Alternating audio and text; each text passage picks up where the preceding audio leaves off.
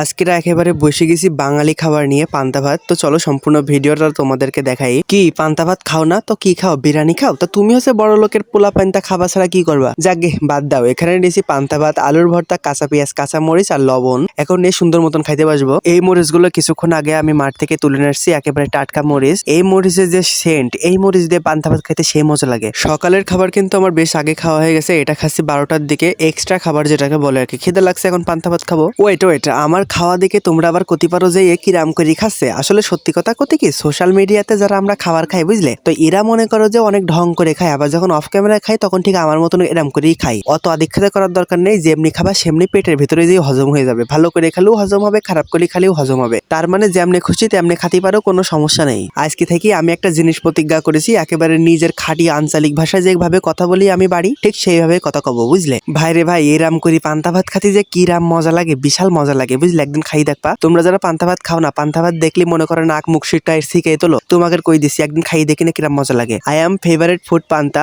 I love panta, I am very very like you panta. জীবনে পান্তা, মরণে পান্তা, সবসময় পান্তা। পান্তা আমার খুব ভালো লাগে। এই যে আমি এক গাদা ঝাল খেলাম না, আমার কিন্তু অলরেডি অ্যাকশন শুরু হয়ে গেছে।